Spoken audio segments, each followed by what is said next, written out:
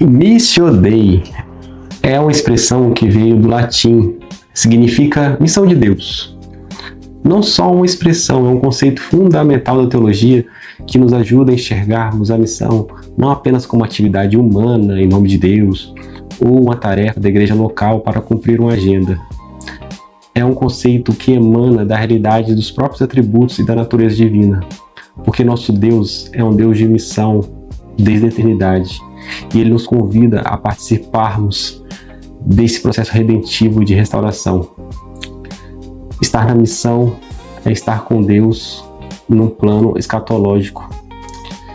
Sobre esse conceito e outros, conversamos com Lucas Martins, missionário e professor de missão na Jocum. Ele está na base da Jocum em Maringá e tivemos o prazer de trocarmos uma ideia bem descontraída também sobre as experiências dele com missão. Confira aí esse episódio, nos siga. Raiou!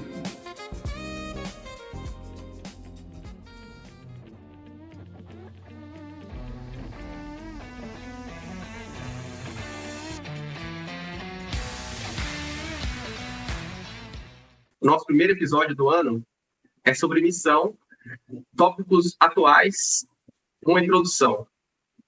E estou aqui com a presença do meu colega de podcast, Matheus Anóbrega. Boa noite, Matheus. Boa noite, Leandro. Boa noite, pessoal. Muito bom estar aqui com vocês, falando de um tema tão importante quanto esse. Espero que gostem do episódio, porque eu estou muito feliz de estar com ele sendo o nosso primeiro episódio. Algo tão caro, tão precioso. Raiou nosso primeiro episódio, Matheus. E nosso convidado é o missionário e professor Lucas Martins. Bem-vindo, Lucas. Muito bom estar aqui com vocês. Muito obrigado pelo convite. Boa noite para todo mundo aí que está assistindo e acompanhando a gente. Legal, Lucas. Seja bem-vindo. Para começar, Lucas, nossa conversa, diz aí qual a sua atuação missionária, onde você atua no momento. Perfeito. Como bem apresentado, meu nome é Lucas, eu tenho 30 anos, hoje eu estou atuando na região de Maringá, na cidade de Maringá, no Paraná, há mais ou menos 5 anos, mas eu já estou em atuação no campo missionário há cerca de 10 anos, né? E graças a Deus tem sido um trabalho muito bacana, né? Um aprendizado constante também, da mesma forma como também de poder distribuir tudo aquilo que a gente tem aprendido. Atualmente, hoje eu tenho trabalhado com a mobilização, né, de missões dentro das igrejas e também participando, né, de algumas desenvolvimentos de trabalho para fora. A gente está começando com um projeto voltado à comunidade indígena, que é a comunidade Caigangue. A gente está com algumas mobilizações no aspecto urbano, né, de missões urbanas. Tem sido muito legal, muito interessante também aquilo que Deus tem feito a partir dali. E também trabalhando com a base local, né, que é o lugar onde a gente mora, habita, com aulas, desenvolvimento, projetos, muita coisa que tem surgido nesse processo todo, que tem sido muito interessante aí, que no discorrer, né, do programa a gente pode falar um pouquinho mais. Excelente, Lucas. E seu início, o início da sua jornada missionária, como foi? Primeiramente o chamado, como é que você ouviu a voz de Deus para atuar com missão? E como se deu o seu início assim no campo mesmo missionário? Se você foi enviado por alguma igreja? Como foi? Perfeito. Eu sou da Igreja Batista Independente, né? Igreja Batista Filadélfia, em Campinas. Então, eu sou natural de Campinas, São Paulo, interior, né, de São Paulo. E na minha igreja, num processo que estava meio que mesclando a ideia missionária, eles já tinham uma visão missionária, mas ainda um pouco tardia. Quando a pastora da igreja começou a desenvolver esse tipo de movimento para dentro da igreja, né, começou a conversar com outros missionários, começou a trazer agências missionárias para dentro da própria comunidade, ali eu olhei para as histórias dos missionários e aquilo me impactou de forma profunda, a ponto de eu sonhar com tudo aquilo que estava acontecendo. E foi nesse processo que estava vindo vários missionários contar um pouco das histórias, contar um pouco das coisas que eles faziam. Isso despertou um certo tipo de fogo dentro de mim, e foi no momento desses que eu orei a Deus. Falei, Deus, se é isso que o Senhor quer para mim, que o Senhor me mostre. Então foi onde eu tive, sabe quando aquele momento que você abre a palavra assim, aí abri lá, E aí estava a passagem de João Batista, né, que falava que essa proclamação do reino de Deus, a proclamação daquele que estava por vir e tudo mais, e aquilo me impactou. E na mesma noite eu também tive um sonho muito específico, né, que na época foi um rapaz, se eu não me engano o nome dele era Forna, e ele pregou naquela noite, e eu sonhei numa comunidade africana, ele era de Guiné-Bissau, e ele falando um pouco aquilo lá, e aquilo me cativou. Então eu tinha mais ou menos cerca de 15 a 16 anos.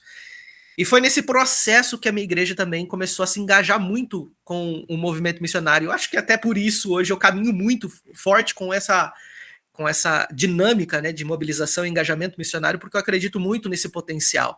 Existem muitas pessoas dentro das próprias comunidades que, por vezes, não entendem muito bem o movimento missionário e precisa dessa chama, precisa desse caminho, e hoje eu trabalho especificamente com isso. Mas voltando, foi nesse processo que um dia teve um culto de missões específico e era, na verdade, não sei se até hoje mas na igreja do Nazareno ela sempre fez um certo tipo de movimento missionário muito legal. E foi quando eu entrei, né, e estava tendo esse culto, e o pastor falou, quem quer ser missionário aqui, vem aqui para frente. Eu falei, não tô fazendo nada, já tinha entendido alguma coisa. Tipo assim, chegamos bem no finalzinho do culto. E aí eu levantei a minha mão e fui lá na frente, orei e tudo mais.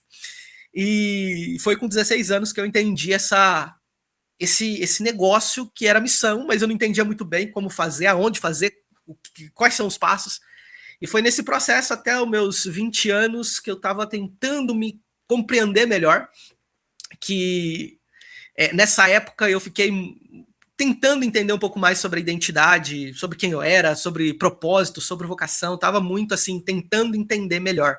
Estava com muita dificuldade, a ponto de eu querer caminhar, tipo assim, para ser como se fosse mochileiro, sabe? Andarilho. E eu treinava, eu gostava de ir na rodovia, ficar andando e tudo mais, para poder, porque para mim, a minha premissa de vida era: eu não quero morrer sem ter história para contar. E foi nesse processo que eu criei coragem, peguei a minha mala e tudo mais, joguei dentro do carro. Minha mãe estava indo para Minas. E eu falei, cara, eu vou para Minas junto com a minha mãe e eu vou de a pé para Bahia. Foi nessa loucura que eu me incentivei. E já estava treinando já na rodovia e tudo mais. Não recomendo, é muito perigoso. Mas cheguei ali num determinado momento no meu tio, né? E foi nesse processo, tava criando coragem, mas não conseguia e tudo mais. E foi um momento que na minha cabeça veio a palavra Jocum. E eu já tinha visto 2 tipos de trabalho específicos com a Jocum, né? E eu falei, tá legal. Então eu vou voltar para casa e se não der certo aqui, eu vou virar missionário. Minha história é mais ou menos isso, tá? Não foi uma história muito mirabolante. Mas foi quando eu voltei para casa e falei, cara, vou empreender, vou virar algum empreendedor, sei lá. Mas foi nessa época, foi numa quarta-feira, eu lembro disso. Eu fui no cinema, porque na cidade do meu tio não tinha esse cinema, né? E eu fui lá assistir um filme, peguei uma revista de empreendedorismo e fui direto pro meu quarto. E quando eu comecei a ler, eu falei, cara, não é isso. Comecei a chorar, fiquei bem mal. E eu falei, deixa eu ver o que é esse negócio de Jocum. Joguei lá na internet, apareceu. E aí foi onde apareceu uma escola, né, que é o que nós chamamos de ETED, Escola de Treinamento e Discipulado. E foi quando eu fiz a inscrição. Nessa inscrição tinha lá alguns requisitos, né? Nessa época eu estava na igreja quadrangular e falei com o pastor, falei com a comunidade e tudo mais, e beleza. Aí na segunda-feira foi quando eles ligaram para mim e falaram, Lucas, você foi aceito para a escola e tudo mais, só que você é período internato, né? E eu não sabia. Eu tinha voltado de casa quarta para quinta-feira. Cheguei em casa, organizei as coisas, liguei para minha mãe e falei, mãe, tô indo embora. Ela falou, pra onde? Eu não sei, eu vou fazer missão. E na época, era 2016 mais ou menos, eu não tinha o GPS do jeito que a gente tinha hoje, né? Então eu peguei meu pai eu acho que tava com a Fiorino, joguei lá, ele falou, é lá na PUC, é perto da Unicamp, onde você trabalha. E a gente foi caçando, foi tentando até chegar na Jocum. Falei, deve ser aqui. Aí chegou uma galera, foi vindo, e eu sentei lá no hall, né? Onde ficava o pessoal. Eu falei, caramba, o que eu tô fazendo aqui? E eu fiquei perdidinho, porque eu não sabia o que era, né? E foi no processo assim que eu me engajei com missões, meio que sem saber muito bem, mas com o coração voltado para isso. E aonde eu aprendi muito sobre sobre Deus, sobre a missão, sobre o movimento missionário, sobre tudo aquilo que Deus ia fazer. Foi dessa forma que eu entrei para o movimento missionário, mas no processo todo Deus foi me quebrando, foi me levando para aprender muitas coisas das quais eu ainda precisava aprender muito. Aprendi a dar aula, aprendi a fazer projetos, aprendi a lidar com pessoas, enfim. Aí é muita história também. Mas foi esse meu ingressar para a missão que, para mim, foi... Eu acho que não deveria ser de outro jeito, foi muito importante, para mim foi muito relevante. E essa ideia, né, da premissa que eu falei, de não morrer sem ter história para contar, foi hoje que por vezes eu paro, né, anualmente, eu paro para rever, eu falo, caramba, eu tenho muita história para contar hoje. Em 10 anos de missão, eu acho que eu tenho muita coisa para poder falar, muita coisa para poder dizer, então Deus me permitiu viver muita coisa legal, muita coisa importante e muita história, assim, para contar também. Então, isso foi um pouquinho do que aconteceu comigo, né? Excelente, Lucas. Inspirador, cara. E aproveitando a deixa, né? Você ainda é vinculado à Jocum, certo? Isso, sou vinculado, sou missionário da Jocum. Jocum. Você pode explicar para os nossos ouvintes o que é a ETED? Explico. A Jocum na verdade, é uma sigla, né, chamada Jovens com uma Missão. O seu fundador foi o Loren Cunningham. Ele morreu no ano passado, morreu de câncer, metástase, foi um grande homem de Deus também. Ele pedia para nós, como, né, missionários da organização, não orem para que Deus me cure, eu quero ir logo. E até o último dia da vida dele, ele estava pregando, escreveu livro, enfim, é um cara, assim, excepcional, muito, muito homem de Deus, e recomendo aí algumas leituras das quais ele escreveu e fez, maravilhoso. Então, foi fundada mais ou menos ali na década de 50, 60, foi um processo, um boom de missões, né, no país, o movimento hippie estava muito alto, e foi nesse interim que a Jocum foi sendo desenvolvida, porque na época, né, mais ou menos da década de 50 e 60, o movimento missionário, ele era desenvolvido por casais, né, geralmente com filhos, geralmente com anos de teologia e tudo mais, e o espaço para o jovem naquela época não se tinha tanto. E foi nesse movimento que o Loren Cunningham entendeu, né? Então, a história, né, a biografia dele vai dizer que ele era um homem, assim, a mãe dele era uma mulher muito de Deus, fervorosa, da Assembleia de Deus na época, e ensinava ele a escutar a voz de Deus, ensinava ele a se mover por meio da fé.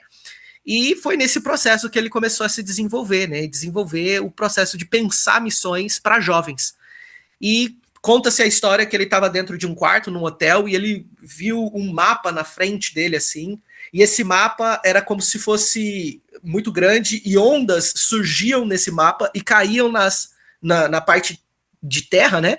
E essas ondas, quando batiam no chão, criavam-se jovens. Esses jovens iam entrando para dentro desses continentes, desses países, pregando o evangelho.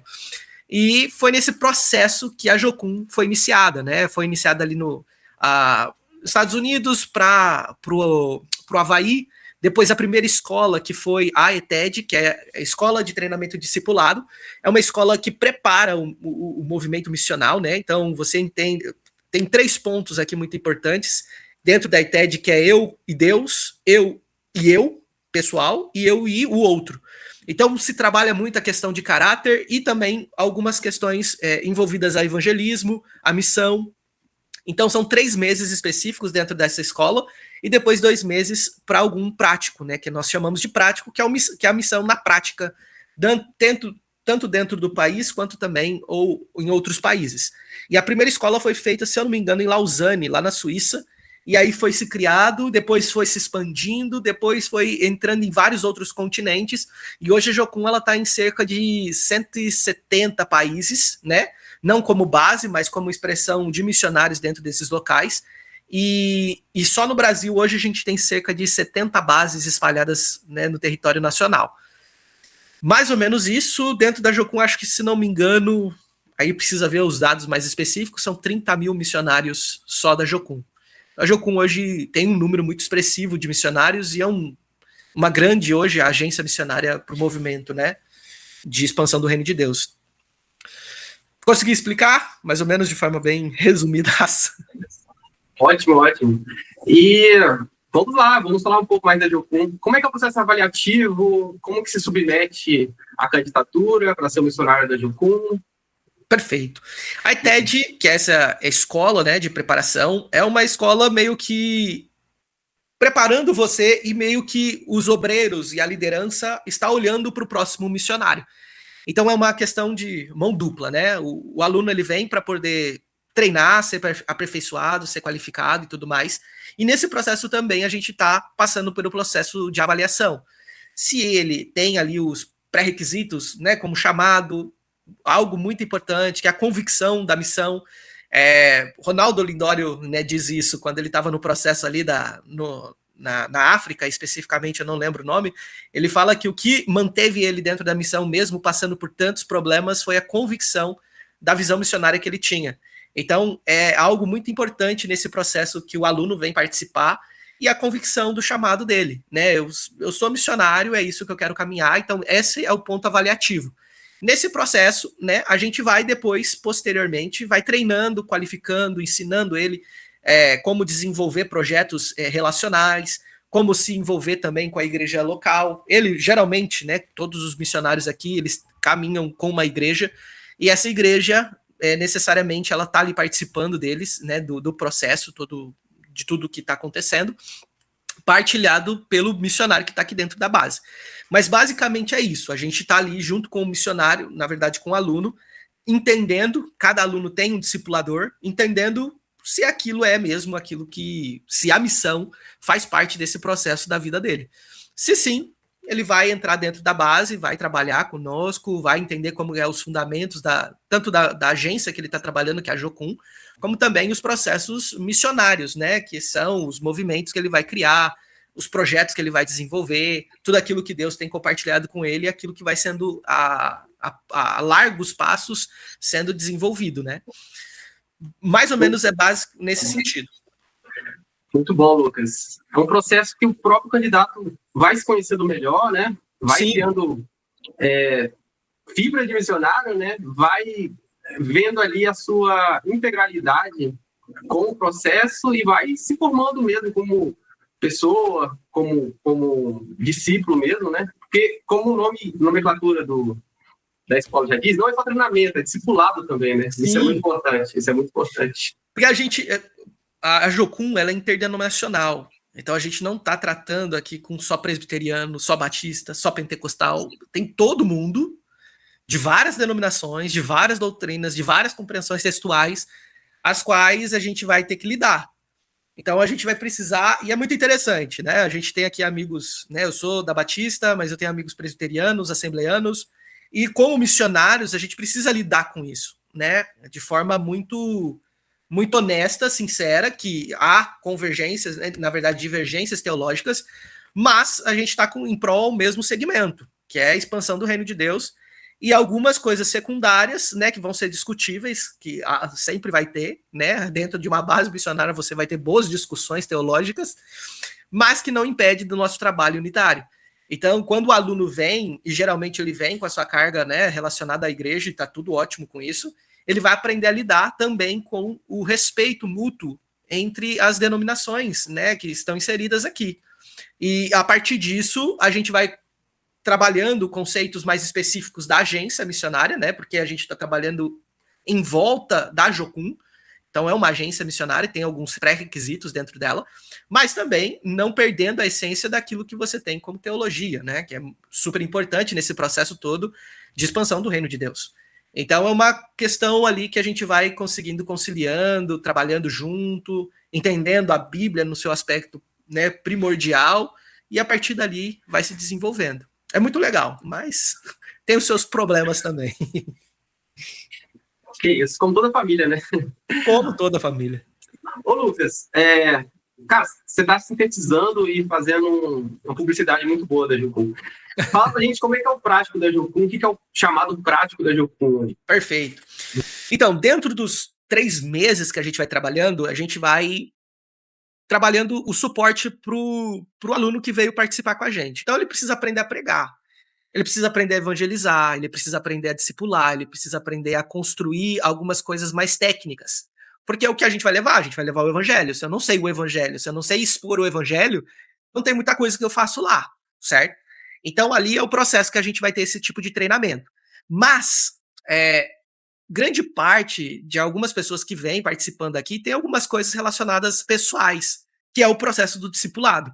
Geralmente, questões, às vezes, questões de vício, às vezes, questões de problemas familiares mal resolvidos, que é a questão bíblica mesmo. Vai, pede perdão, continua, vai, conserte isso daqui. Então, o processo do discipulado, ele faz muito disso. As aulas também conceituais ajudam o aluno a entender um pouquinho do que a Bíblia está trazendo na prática. Porque às vezes ele lê aquilo tudo, mas não entende bem. Depois desse processo todo, depois de todo o treinamento, depois de todo o discipulado, ele é enviado para algum lugar do Brasil ou do mundo, né? Eu, particularmente, na minha TED, na minha escola, eu fui para o Amazonas. Então, tem 2 meses, a gente faz contatos específicos com a igreja local, ou com trabalhos que a Jocum já está desenvolvendo, ou outra agência missionária, e a gente vai para dar auxílio e suporte.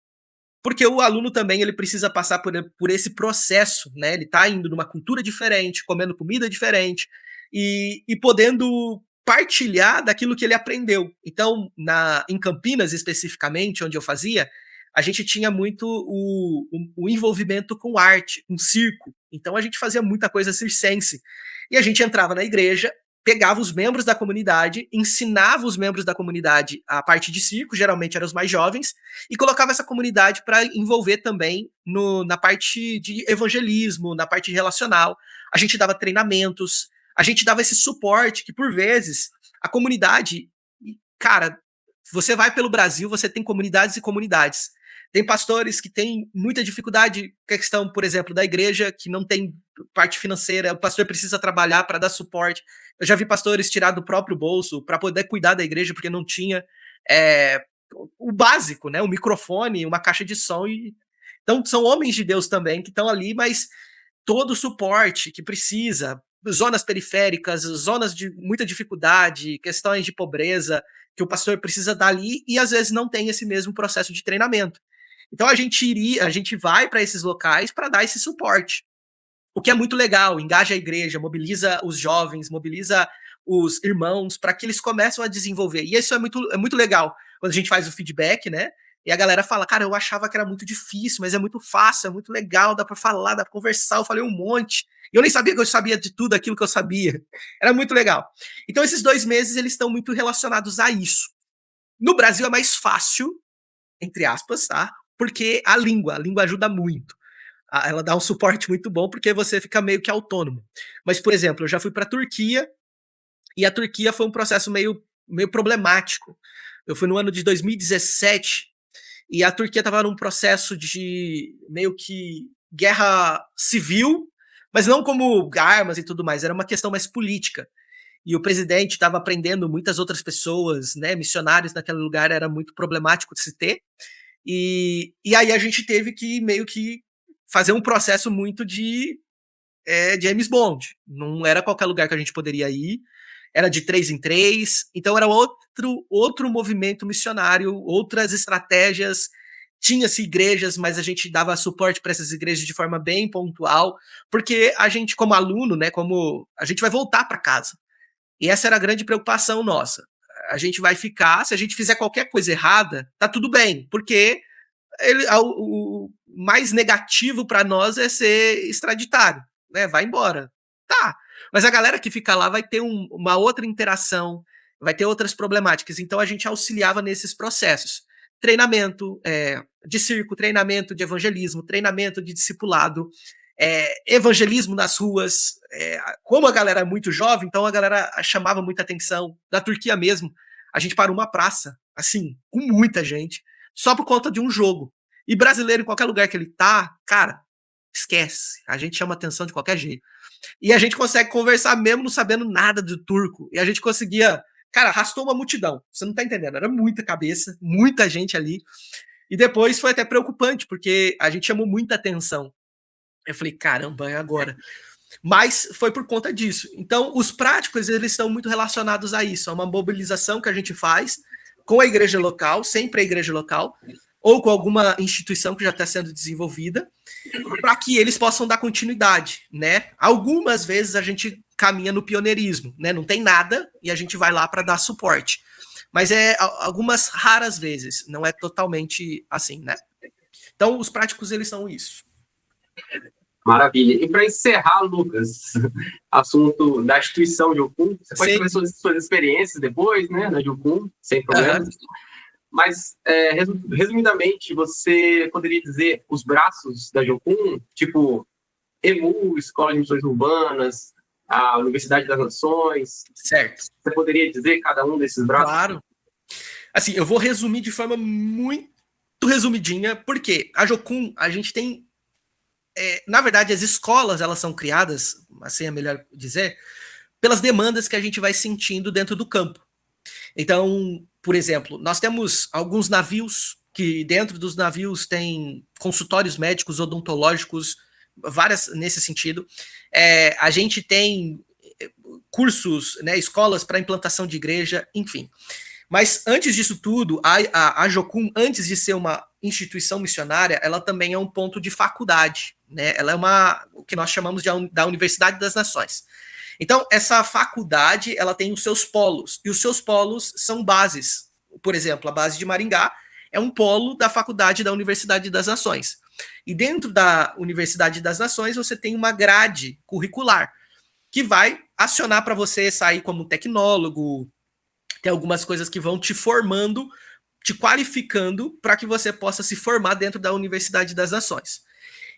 Dentro disso, você, nas bases espalhadas nacionalmente ou no globo terrestre, elas vão ter escolas que vão seguir um parâmetro. Por exemplo, se eu quero trabalhar com saúde, né, dentro da Jocum, você tem escolas, por exemplo, tem escolas de doula, para você ter ideia. Doula, que é a moça que faz parto, né, natural. O prático é em locais onde não tem hospitais. Então, você é treinado, qualificado, toda a questão médica, né? Você vai aprender tudo, e depois você vai ter o prático, vai ser enviado. Tem, por exemplo, no Amazonas, uma escola contra a malária, que você também vai passar por todo o processo, tem todos os mecanismos. Então, você pode se formar na linha de saúde, mas tem a linha de tecnologia. Por exemplo, tem pessoas da Jocum que está dentro da NASA, trabalhando com algumas questões mais específicas, mais voltadas com missões. Na África, a gente tem pessoas que estão trabalhando com a parte de saneamento de água. Então, eles estão trabalhando com tratamento, né, de água e tudo mais.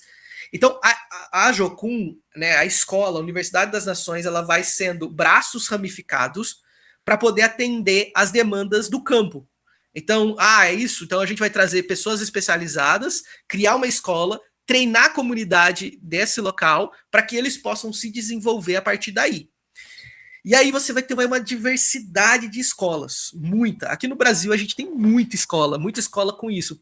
Porto Velho é uma das bases assim que a gente vai ter essa parte de malária, a parte linguística, que hoje a Jocum tá dentro dessa parte de tradução bíblica.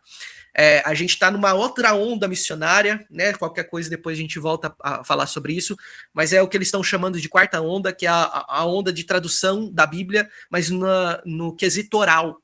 E nós da Jocum, né, mais especificamente também em Porto Velho, já está muito avançado, né, a ponto de outras instituições, como a Wikifield, que traduz a Bíblia, né, de forma muito legal, está trabalhando junto. Então, nós, hoje, o meio missionário, essa onda que está surgindo, está sendo dentro disso. E assim, você vai tendo desenvolvimento comunitário, escola bíblica, você tem, igual a EMU, a qual você mesmo fez, que é a Escola de Missões Urbanas, e isso vai sendo pela necessidade que nós vamos vendo e a atuação que vamos vendo de ferramentas que precisa ser feita para a igreja e para o campo. Então a gente atende dentro disso. Aqui em Maringá, né, para eu ser um pouco mais específico, a gente trabalha com a Escola de Missões Urbanas, que é a qualificação, mobilização da igreja local. Então não trabalho com missionários comissionados, vocacionados, eu trabalho com a igreja local, o que nós entendemos que também é missionário, que são missionários, dentro dessa atenção que precisa dar para a cidade e região. Mas a gente também tem uma escola bíblica, né, que é 1 ano estudando a Bíblia no método indutivo. Eu fiz essa escola maravilhosa, então você fica 1 ano lendo a Bíblia 5 vezes, a trabalho de método que a gente aplica. Cara, é doido demais, muito bom, você sai com um conhecimento bem legal bíblico. E você tem a ETED, E também a gente tem algumas programações, como Promoção Humana, que é um ministério que a gente trabalha em grandes festas. Então, a festa de Barretos, a festa de Parintins, o Oktoberfest, todas essas festas de grande porte, nós trabalhamos dentro delas. Então, nós temos uma equipe, por exemplo, de Barretos, foram hoje, em agosto, né, 340 pessoas trabalhando dentro da festa, com mais de quase, eu acho que foi mais de 2 milhões de pessoas passando por lá, e a gente trabalhando com evangelismo, porque a gente abriu o acesso muito fácil ali. Então, graças a Deus, tem esses braços, essas ramificações. Então, assim, quer se envolver com missão, não é um problema. A Jocum tem um monte de coisa aí que pode fazer com que você se envolva e de forma a curto, a médio e a longo prazo. Então, tem muita coisa legal.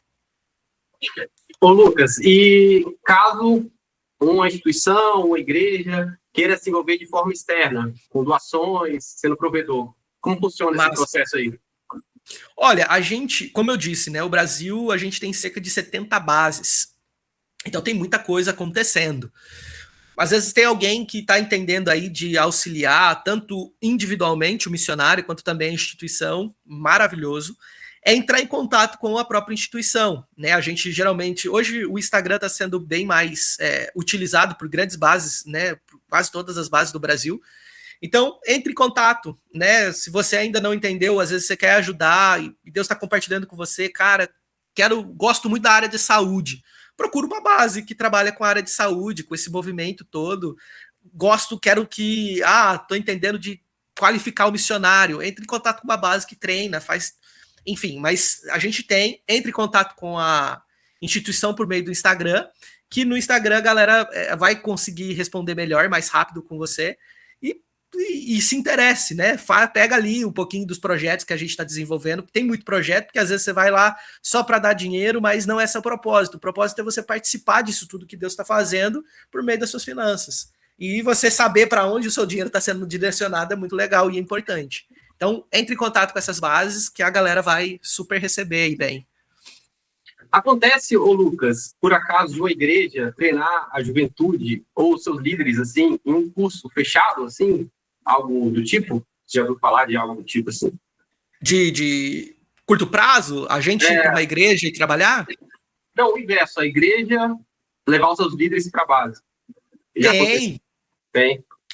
A gente tem alguns treinamentos, igual a gente estava tendo a gente trouxe para cá um treinamento de sexualidade. A gente essa questão da questão contemporânea está muito em voga, né? E muitos jovens e adolescentes da própria comunidade estão tendo dificuldades para entender, e alguns pastores, líderes de jovens também estão tendo essas dificuldades. Então, é aquilo que eu falei, dentro da demanda que a gente foi vendo, a gente falou, cara, esse seminário vai ser interessante. A gente trouxe uma galera, e aí essa galera, né, os pastores, líderes de jovens, vieram aqui para a base e tiveram esse treinamento. Foi muito legal. Os jovens vieram também, adolescentes, a gente teve um ato específico com eles, foi muito 10. E tem essa possibilidade. A gente também cria mobilização, igual tem acampamentos. Específico, estou falando aqui da nossa base, mas teve uma igreja que queria se envolver mais com missões, queria se envolver mais com a parte de evangelismo, e eles trouxeram uma galera para cá e falou, tô com essa proposta, o que vocês podem fazer? A gente criou uma grade, criou uma estrutura e deu um treinamento para a igreja local, que foi muito 10, e levou a galera para fazer o evangelismo. E no fim o feedback foi aquilo que eu falei, tipo assim, cara, dá para fazer, eu nem achava que dava e tal. Porque dá, é que a gente foi perdendo um pouquinho disso ao longo do tempo.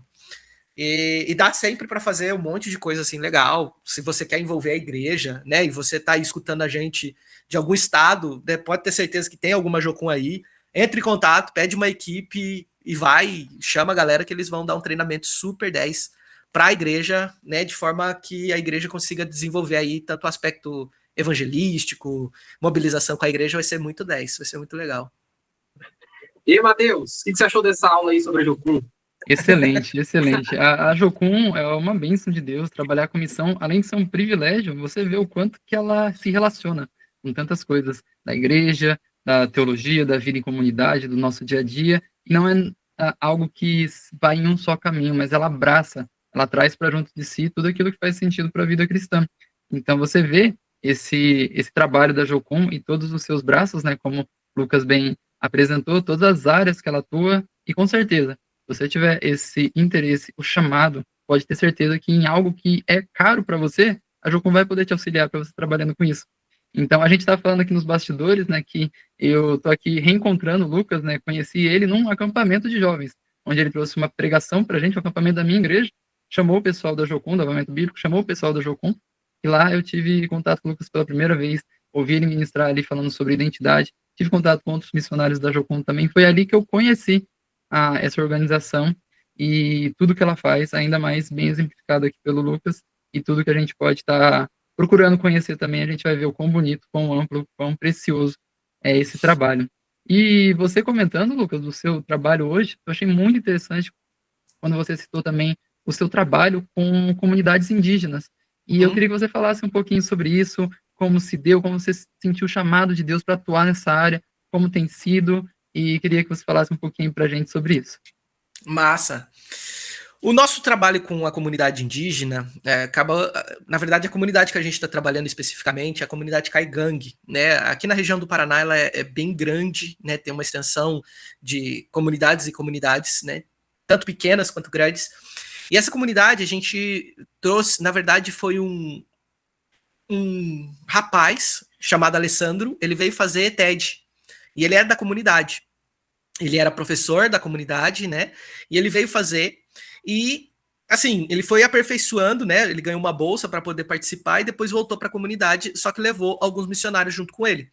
E lá ele já tem uma igreja local, né? Uma igreja que é muito, muito bonita a história do pastor. Ele fala que os missionários, né? Chegaram lá, a comunidade ela foi evangelizada por missionários alemães. E essa comunidade, quando o missionário estava pregando o evangelho, a mãe do pastor escutou e ela se converteu.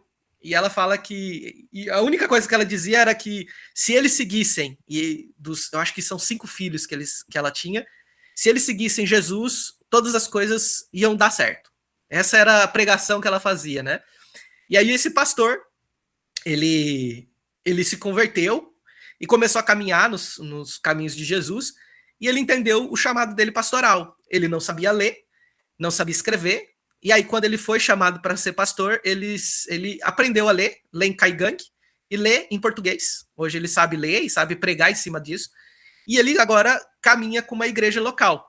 Só que nessa região que a gente está, a comunidade ali é cerca de 60 famílias. Eu acho que são cerca de 5 a 10 famílias que frequentam a comunidade. Só que nós temos outras comunidades caigangues no local. E aí, quando a gente foi fazer um trabalho, né, quando teve essa abertura, agora a gente começa a trabalhar especificamente com a escola de missões urbanas, levando os alunos a participar disso também, do que está acontecendo ali, né, dando suporte, como eu disse, para o pastor, para a igreja, dando treinamento, levando aqui algumas coisas que a gente consegue arrecadar, que está sendo bem legal. Mas a última vez que a gente foi, agora que foi em novembro, a gente levou um grupo de jovens que começou a tocar, né? Eles gostavam muito do louvor, arrumaram lá a bateria, arrumaram um teclado e fizeram um louvor super legal. E o pastor falou: Lucas, eu quero que vocês ensinem a gente assim. Porque eles têm todos os instrumentos, mas eles não têm as pessoas para tocar, né? E às vezes também não sabem como ensinar. E eles falaram, vem pra cá. Aí eu falei, mas pode ficar aqui mais de 2 semanas? Ele falou, pode. E aí a mãe do pastor levantou um questionamento. Vocês podem ensinar também a gente a ler a Bíblia, estudar a Bíblia, como vocês fazem? Eu falei, cara, eu fiz um curso voltado para isso. Foi o AIB, né? 1 ano estudando a Bíblia. Então eu tenho ali algumas coisas que dá para passar. E aí a outra levantou a mão, queria que vocês ensinassem a gente a lidar com as crianças. Aí o outro, a gente tem um terreno aqui, vocês conseguem ensinar a gente a plantar? Porque eles não têm plantação, né, de horta e tudo mais. Enfim, eles foram trazendo seus dilemas e foi ali que a gente começou a trabalhar com essa parceria mais específica. Até porque dentro do processo missional, a gente precisa, né, sempre a gente fala sobre esse homem de paz que vai trazer a gente para dentro dessa comunidade, sem ser esse processo que a gente vai impor alguma coisa à comunidade. A comunidade que chamou e a gente vai auxiliar a comunidade nesse processo. E é nisso que a gente está trabalhando. Hoje a gente está organizando um grupo para a gente ir para dentro dessa comunidade, treinada para a gente fazer uma pesquisa de campo, né? Porque a gente vai precisar trabalhar o que a gente chama de contextualização evangelística, né? Para poder fazer com que o evangelho seja significativo e relacional com aquela comunidade. Então a gente vai precisar fazer um estudo antropológico mais específico para depois trazer para dentro do nosso parâmetro, organizar a questão de forma mais sistemática e contextualizada e voltar com toda essa ferramenta para aquela comunidade. Então, o nosso trabalho hoje vai ser de pesquisa e um trabalho agora de envolvimento com a própria comunidade, relacional e tal, que está sendo bem legal para a gente começar a desenvolver esse tipo de projeto. Então, aos poucos, a gente está começando a ingressar ali. Se a gente conseguir desenvolver um projeto ali, que é uma aldeia mais pequena, né, cerca de 60 famílias, se a gente alinhar já um projeto mais específico, a gente consegue entrar em outras comunidades, que já tem 400 famílias, e aí é outro processo que já vai dar muito bom. Então é mais ou menos isso que nós estamos desenvolvendo como projeto hoje com a comunidade. É um projeto pioneiro, né? Então está sendo essa... Que trabalho bonito. Que trabalho bonito.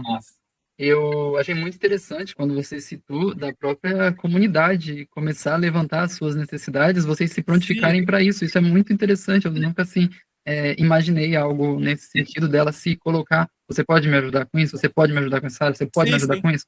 É muito legal. Achei isso muito interessante. E essa é a relevância do evangelho. A gente foi meio que dar suporte, mas as pessoas têm as suas debilidades e as suas necessidades. A gente precisa estar preparado. Então, ferramenta a gente tem. Pessoas para isso também a gente tem. A gente só precisava da autorização deles. Da abertura, né? E você vê essa vontade, essa prontidão, essa disponibilidade. Vocês estão também disponíveis a ensinar e esses nesse momento estão disponíveis a te ouvir. Então, eu acho isso muito bonito mesmo. Fiquei bem mais contente também de ter conhecido mais ainda desse trabalho, porque eu acho muito legal mesmo. Não, e para nós é pioneirismo, né? Então, no processo, a gente vai mandando aí mensagens como tá indo, porque tá sendo muito novo. Imagino. Excelente. Para quem não conhece, né, a população Caigangue é a mais numerosa do Brasil, a população indígena mais numerosa do Brasil, está presente em São Paulo e nos 3 estados do Sul, né? Rio Grande do Sul, Santa Catarina e Paraná. Excelente. Essa aldeia não tinha ali como habitantes indígenas emancipados, ou eles já eram emancipados, ou tinha alguns nativos que falavam a língua nativa? Como é que era lá as características dessa aldeia? O local já tem uma escola, né? E é uma escola bem legal também para a própria comunidade.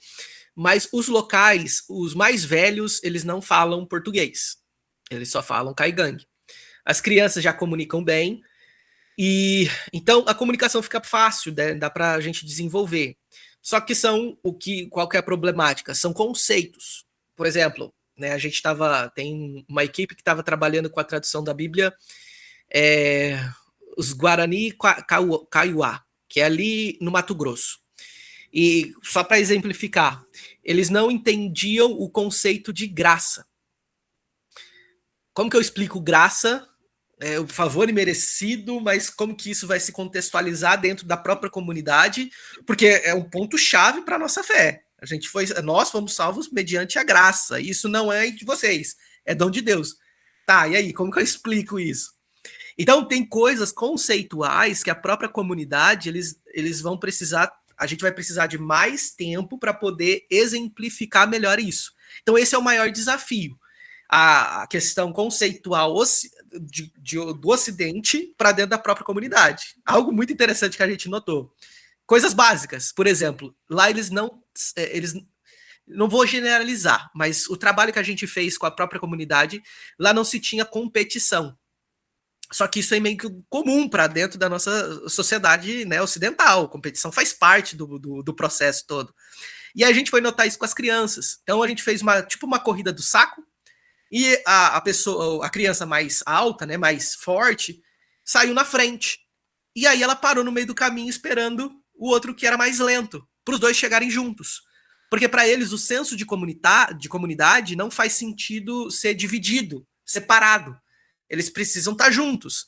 Se a gente faz comida, esquece. Isso daqui é para o nosso grupo, é para todo mundo. Então vai chegando gente e você vai dividindo ali. Todo mundo tem que comer. Então a gente leva um monte de comida para poder dividir, porque não existe essa ideia, é meu, é nosso. As crianças, elas são cuidadas pela comunidade, não é dela, é nosso. Os animais são cuidados pela comunidade. Então ali, entende que para nossa cabeça ocidental, por isso que é muito importante ter esse processo contextualizado, não faz muito sentido. Mas ali aplica-se o reino de Deus. O reino de Deus é isso. Ali já está mais fácil de explicar o reino de Deus. Então, o maior desafio para esses locais não é a língua. A comunidade ela tem uma dificuldade, os mais velhos, mas a gente consegue trabalhar o português. O mais difícil é essa questão conceitual que a gente vai trabalhando aos poucos e desenvolvendo. Por isso que precisa de uma pesquisa mais apurada nesse sentido, né? Não sei se eu consegui te responder. Nem sei se eu... Não, maravilha, maravilha. O conceito de graça não é exclusivo deles, essa dificuldade, né, de aprender. É melhor aprender do zero mesmo do que aprender errado aí no contexto brasileiro. E olha, eu achei muito interessante você comentando quanto que esse conceito de competição não é presente nessa comunidade e como que eles também entendem isso de repartir, de compartilhar o alimento, o animal. Isso é muito importante. E aí, trazendo para nós como cristão, demoramos anos para entender esse conceito que está muito bem enraizado em uma comunidade que, em tese, está ali compreendendo agora o evangelho sendo ministrado nesse sentido. E nós, com anos, temos dificuldades, por vezes, de pensar nisso como, olha, não vamos competir, vamos estar aqui distribuindo, vamos fazer algo compartilhado. E olha só como que ao ensinar, nós também somos ensinados por eles, né? Então, olha que bacana você comentando isso. As culturas têm muita coisa de Deus ali. A gente só precisa fazer uma boa leitura, né? Conhecê-las, né? Conseguir compreendê-las no seu próprio contexto. Que bacana. Sim. Competição no contexto esportivo também, né? Não foi competição no contexto capitalista. Sim. Mais saudável. Ô, Lucas, vamos lá, vamos falar agora de conceitualização de missão. Você aqui, para nossa conversa, indicou o livro do Michael Gorin, né? A Missão da Igreja Hoje.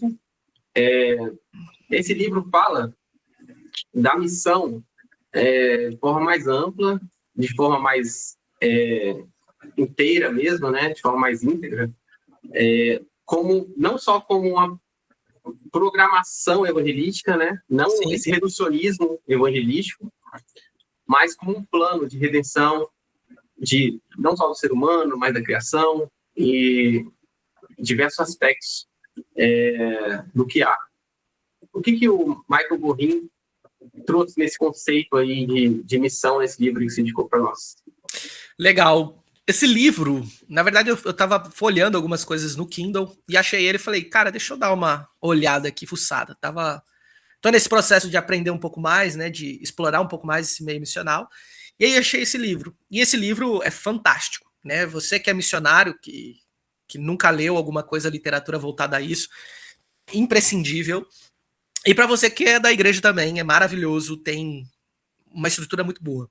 O Michael, ele vai reunir toda uma base teológica e grandes teólogos para poder desenvolver o que ele escreve no livro. Tanto a questão do processo evangelismo, né, o conceito que eu estava trabalhando aqui, até onde a gente vai, né, o evangelismo, para ele não se tornar sincrético, mas para ele se tornar e também não se... Deixa eu colocar aqui de forma mais adequada. O evangelismo sendo feito, né, como ele vai se tornar relevante e não sincrético.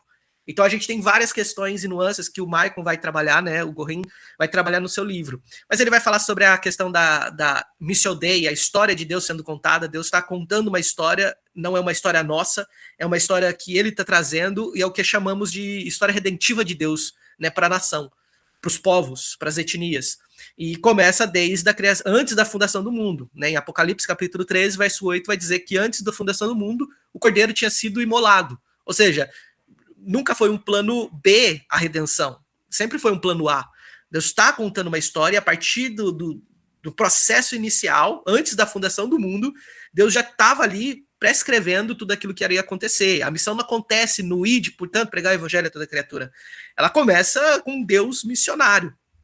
E o Michael Gorin vai trabalhar esse conceito tanto no aspecto bíblico, depois ele vai trabalhar também o conceito estratégico, né, o conceito evangelístico, o conceito de a igreja como esse processo missional, né, da expansão do reino de Deus, porque essa é a função da igreja, a expansão do reino de Deus, e ele vai trazer essas nuances bem interessantes que o livro vai, né, foi um livro que eu li assim, mastigado, muito legal, marquei muita coisa boa, que faz com que a gente pare para repensar também o que a gente está perdendo, né, com o tempo, sem olhar para missões, né, e aos poucos isso vai dando uma outra orientação, mas missões tem um ponto muito fundamental no processo eclesiástico, né, nisso tudo que o Michael vai trabalhar.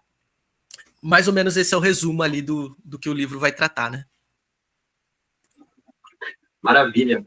E, Matheus, sobre esse conceito de missio Dei aí que eu trouxe na introdução, esse entendimento, né, que antes de Deus escolher a igreja para fazer missão, ele é o próprio planejador da missão, a missão é dele, né, a gente é inserido nessa narrativa bíblica e está junto com ele. Esse id não é o id de um espectador que fica distante, só assistindo a missão, né, ele está conosco nesse processo redentivo. O que você quer trazer aí sobre essa conceitualização de missão? Fala aí. Não, perfeito. O livro do Michael Gorin, como o Lucas falou, é muito interessantíssimo mesmo. São várias coisas que ele traz que a gente consegue compreender de maneira muito mais clara aquilo que a Bíblia revela, né? Participantes da missão de Deus, como isso é uma dádiva para nós, enquanto cristãos, participar da missão de Deus no mundo. E aí, como conversamos até aqui, em todas as áreas e contextos que ela se manifestar, né? Quão caro é você estar participando ali da missão de Deus. Isso é muito interessante.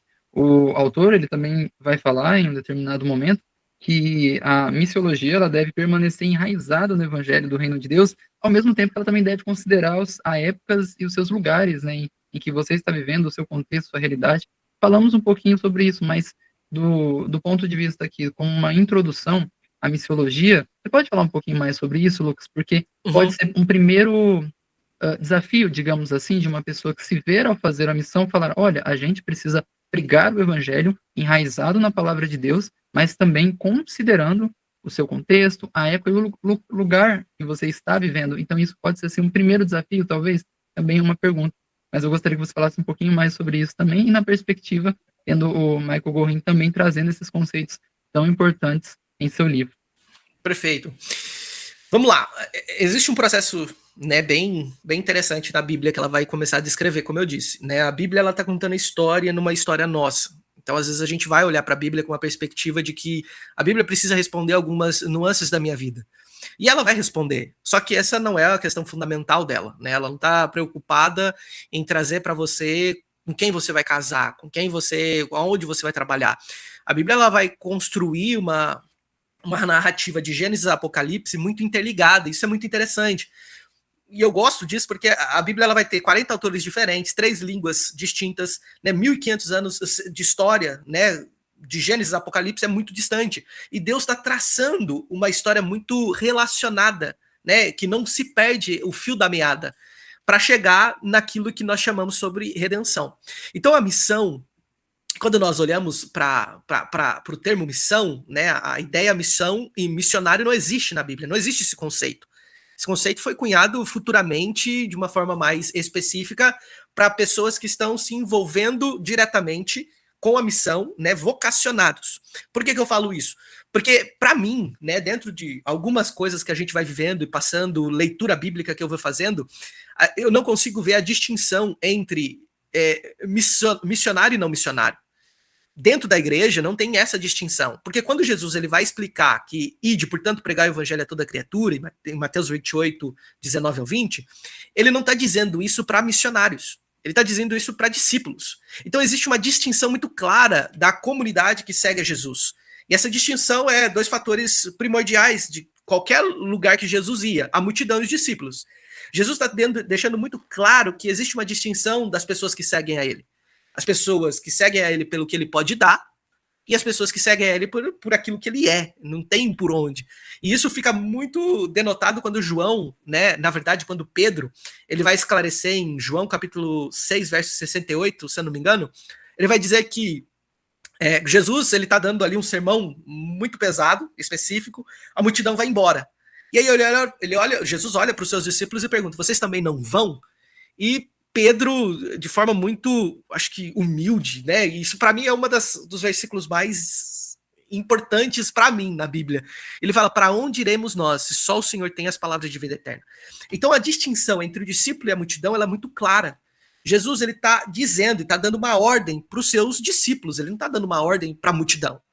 E dentro da nossa igreja contextualizada hoje, a gente está dentro de uma igreja que existe uma multidão que segue a Jesus pelo que ele pode dar, mas dentro dessa multidão existem discípulos de Jesus, que por vezes estão dormindo em relação ao evangelho e em relação a missões. Por esse motivo que a gente precisa contextualizar e trazer verdades claras sobre o evangelho. Então eu gosto de fazer essa distinção muito clara para a gente poder entender o porquê missão é tão importante. E aí existe uma frase que eu acho muito interessante do Charles Spurgeon, que ele vai dizer: todo cristão ou é um missionário ou é um impostor. Porque não tem como ele desassociar, não tem como ele tirar o processo do id do Senhor para isso.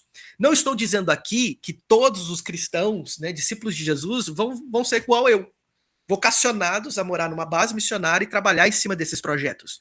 Mas todo cristão tem uma missão a ser cumprida, de levar o reino de Deus aonde quer que eles estejam. Isso é glorificar a Deus. Esse é o ponto mais essencial de toda a esfera cristã. Se a gente esquecer desse fator, a gente vai fazer com que o cristianismo se torne aquilo que se desenvolve, por exemplo, vou usar o termo coaching em si, que é trabalhando caixinhas individuais, né, da espiritualidade. Não estou criticando, mas estou exemplificando. Caixinhas específicas. Então, você tem a caixinha da família, a caixinha da espiritualidade, do trabalho, e todos os dias você precisa regar essas caixinhas. Só que existe um problema nisso, porque a vida com Deus, ela não é uma caixinha, ela é a completude de quem eu sou. Então, se eu morro com Cristo, nova criatura eu sou, agora ressurreto juntamente com Jesus, agora eu tenho uma nova forma de pensar, uma nova forma de agir, uma nova forma de ser. E o parâmetro já deixou de ser o parâmetro é o próprio Cristo. Quando esse parâmetro muda, não existe mais o eu, existe mais Jesus. E esse Jesus agora vai delimitar alguns espaços de compreensão sobre quem ele é. Não é que Jesus ele se limita, ou seja, Deus se limita. É que nós precisamos dessa limitação porque somos pecadores e criamos ídolos de onde quer que nós estejamos. E o ídolo pode ser qualquer coisa. Desde dinheiro, desde mulheres, desde trabalho, seja lá o que for. A gente é bom em fazer deuses para nós. Né? O Calvino vai trazer isso daí. O nosso coração é uma fábrica de ídolos. Tudo que a gente coloca lá vira um Deus. Então, esse é o comportamento do ser humano. Nós fomos criados para adorar. Se adoramos a Deus, massa demais, estamos no caminho correto. Se adoramos qualquer outra coisa, perdemos totalmente o foco. E essa é a grande narrativa que Deus está contando, né?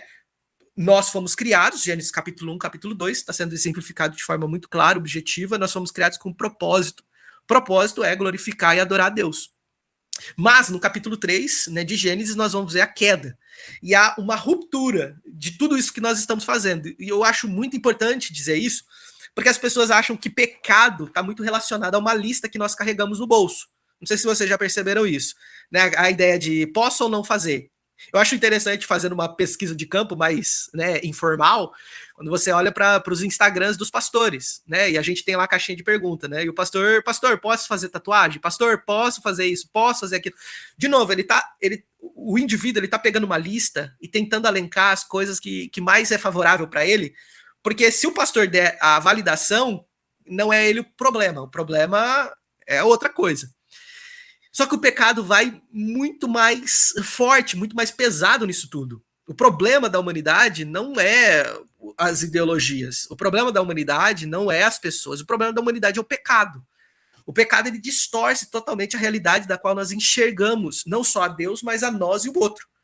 Então, o outro não serve mais como meu próximo. O outro serve como, né, uso e barganha. Deus pode ser qualquer coisa. Eu preciso ser glorificado. Enfim, são fatores diversificados. São relacionamentos que vão sendo, né, relativizados. Enfim, quando o pecado entrou no mundo, não existe salvação para a humanidade. Porque toda a humanidade pecou contra Deus. Né? Não existe um sequer. Em Romanos capítulo 3 vai descrever isso. Todos pecaram e destituídos estão da glória de Deus. Juntamente fizemos inúteis. Agora, a caminhada não é que Deus vai nos enviar para o inferno. É que nós já estamos lá. Essa é a consequência de toda a humanidade. Porque se pecou, existe um problema. Qual que é o problema? Pagar o preço pelo pecado. E o preço pelo pecado é a morte. E a morte eterna. Enfim, esse é o nosso grande problema. Só que como que Deus vai nos salvar se, na verdade, se Deus nos salvasse, né, se pagasse, desaparecesse todos os pecados do mundo, Deus não seria justo.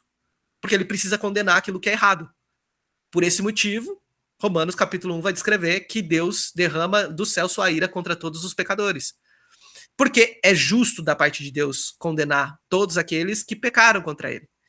Mas em Efésios capítulo 2 vai falar que por amor e misericórdia, Deus nos resgata. Enfim, a linha, como eu disse para vocês, ela é bem extensa, mas a missão de Deus é isso. Antes de nós fazermos missão, Deus está fazendo missão. Deus não precisa de mim. Se Deus dependesse de mim para fazer missão, Jesus Cristo, a gente estaria perdido. Porque eu tenho as minhas habilidades, eu tenho as minhas fraquezas, eu tenho as minhas dificuldades, assim como todos os missionários. Mas Deus está contando essa história. E Deus não precisa de mim, não precisa da missão, mas aprove Deus fazer com que eu participasse dela, na expansão. E não só eu, mas a igreja. Porque aí que está o grande ponto, que eu acho que aqui a gente fecha, né, o nosso quesito, é que se Deus está contando uma missão, e Deus, né, de forma física, não está aqui, ele deixou alguma coisa para nós. E essa coisa é a igreja. A igreja é a extensão do corpo de Cristo, né, do corpo de quem Deus é no mundo. Né, nós não oramos, Jesus pede, e eu achei muito interessante isso quando o Marcos Botelho vai tratar. Nós oramos, Jesus pede para que nós oremos para que Jesus volte mais rápido. E essa oração não é para nós, essa oração é para quem está passando por dificuldades, quem está sofrendo por guerras, fome. A igreja é responsável pela manifestação do reino de Deus. A igreja é responsável por trazer clareza da realidade de Deus para o mundo. A igreja é responsável por curar, a igreja é responsável por cuidar, a igreja é responsável por todos os fatores. Só que que o parâmetro mudou. Não é que a igreja física ela tem essa estrutura necessária, né? Na verdade que ela consegue fazer isso. Se ela continuar olhando para si mesma, ela não vai fazer. E é o que a gente pode perceber em algumas comunidades. É muito interno, não externo. Mas quando a gente tira os olhos de nós e coloca os olhos no parâmetro que é diferenciado, que é Jesus, a missão começa a ser desenvolvida de forma muito mais clara e objetiva. E isso muda totalmente a forma como, por exemplo, a Europa, na época da Reforma Protestante, mudou. Porque o parâmetro deixou de ser o próprio indivíduo e começou a ser a Bíblia. E a Bíblia tornou-se agora o referencial para tudo aquilo que poderia ser feito. Então, basicamente, de forma bem ilustrativa, aqui, mostrando isso. Não, muito bom, Lucas. Cara, eu estava pensando no seguinte, né? Eu trouxe aqui, né, essa questão reducionista de trazer a missão como agenda da igreja, né? Uma tarefa evangelística, algo muito pequeno para a amplitude que é a missão. E eu pensei, cara, no muito extremo, né? No perigo que você pensar de forma tão holística a missão, que você não se envolve em questões específicas. Sim. E eu louvo a Deus, cara, agências como a Jocum, como outras no Brasil, a Stagger, que trabalham com intervenções urbanas específicas por tema, tipo sexualidade, tipo corrupção. Você falou da idolatria, né? Os ídolos que a gente... o dinheiro e tal. E a gente tem que valorizar mais questões específicas, né? Porque é uma vocação que nem todos têm. Então, eu acho muito interessante, cara, esse lance das vocações específicas, essa missão que ela não fragmenta, mas ela atua em algumas áreas específicas que a igreja como um todo, às vezes, não é capacitada a agir. Então, é muito bom e a Jocum trabalha bem, né, com isso.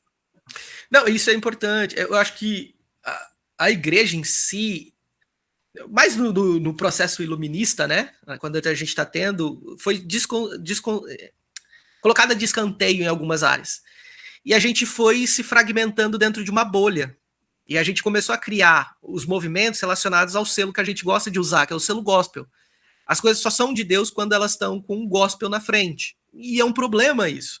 Porque a música de Deus é a música gospel, a arte de Deus é a arte gospel, o filme de Deus é o filme gospel. E a gente perdeu a questão fundamental. Então nós temos questões que as culturas estão contando, que são fundamentais, como eu disse aí, da cultura Caigangue, da competição, da relação do corpo, da unidade, que está dentro da cultura, e a cultura não adora a Deus bíblico, né? E eles têm ali questões muito específicas, mas a gente foi reduzindo o conceito evangélico, né, a uma questão muito performática e deixou da questão fundamental. Então, os fundamentos eles foram se perdendo para uma questão muito mais de eu preciso parecer do que ser. Não sei se faz muito sentido. Mas aos poucos a gente vai vendo essa construção muito de parecer e não ser. E aí a gente vai perdendo totalmente os conceitos do que você está falando. A nossa arte começa a ser uma arte muito superficial, muito mastigada, muito cuspida, no bom sentido. Não estou dizendo que todas as artes nossas que são feitas, mas eu olho para o processo da Reforma Protestante, mais ou menos dos resquícios que ela foi deixando na Europa do Norte. Cara, sensacional. Johann Sebastian Bach, as músicas que ele vai desenvolvendo, é um dos grandes músicos. Rembrandt, que foi um artista fenomenal. Então a gente vai perdendo muita coisa quando a gente vai reduzindo o evangelho a uma ideia somente da espiritualidade. Lembra da caixinha? A minha fé ela só é no aspecto religioso. Na minha fé ela só funciona dentro da igreja. Fora da igreja não existe a fé. A fé é Deus aqui, ele só funciona dentro daqui. E aí é um problema. Por isso que a missão de Deus ela engloba tudo. Ela tá em Colossenses vai ser muito claro isso. Deus, né, na cruz veio para redimir tantas coisas que estão no céu quanto as coisas que estão na terra. Esse é o propósito de Deus na terra. Redimir tudo aquilo que está dentro da holística humana quanto da questão espiritual. Mas vamos perdendo muito sobre isso. Muitos fogem do termo integral, né? Por causa da missão integral. Sim. Mas o próprio Gorin respeita essa integralidade, cita até teólogos da missão integral. Cada Sim. um na sua proporção, né? De ideal, de conceito, de atuação. Não precisa abraçar tudo, mas essa questão de integral precisa ser conversada, né? Precisa ser dialogada. Sim. Não estereotipar ao termo missão integral, mas a integralidade da missão precisa ser discutida dentro da igreja. Né? Perfeitamente. Porque a nossa cabeça eu gosto do Sayão, que ele fala que a nossa cabeça é muito de grego. É muito polarizada. A gente não consegue fazer uma leitura honesta e tirar coisas positivas de coisas que, em grande maioria, tem coisas negativas. Mas ali tem alguma coisa legal. Cara, vamos usar isso daqui de forma beneficiada, né? A redenção de Cristo também chegou aqui. E por esse problema a gente não consegue fazer um bom diálogo, né? Se isso daqui é dessa pessoa, esquece, não dá nem para usar. E é um problema isso. Eu falo porque, cara, tem um monte de coisa que a gente pode usar em benefício a todas essas coisas e a gente vai perdendo tempo. Muito tempo.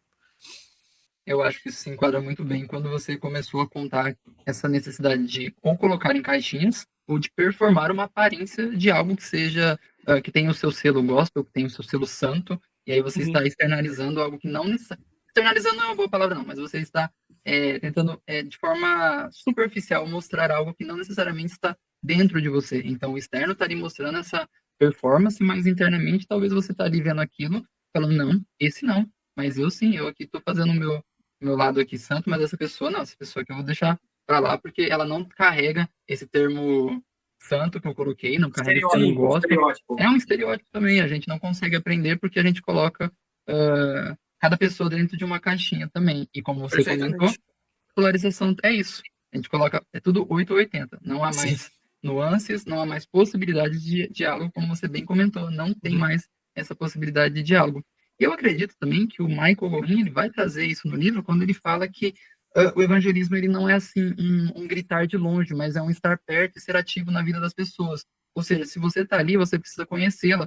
Você não pode ir com o que você tem no seu pré-conceito daquilo. Você precisa estar participando, conhecê-la e, a partir disso, ser presente na vida delas. E aí a gente vê a nossa dificuldade na sociedade atual, né? Polarizada, com seus ídolos diversos, né? A sua diversificação idólatra em tudo que for possível. E aí a gente vê uma dificuldade, por um lado, uma sociedade altamente polarizada e até mesmo assim com um pluralismo de ideias que talvez tenha ali a sua dificuldade de conhecer uma verdade absoluta, ou até faz desdém de uma verdade absoluta por conta desse pluralismo também. E por outro lado, você tem pessoas que são altamente individualistas, que não se colocam no lugar do outro, que não conseguem ter um diálogo, uma conversa respeitosa, não tem esse espaço, porque ela coloca as pessoas dentro de outras caixinhas, se individualiza. Então, como você vê, acho que esses são dois problemas que, em tese, parecem ser tão distintos, mas a gente vê tanto isso na nossa sociedade tão polarizada, pluralismo de ideias, ao mesmo tempo uma sociedade tão individualista, né? Que é as coisas para ela e não para o outro.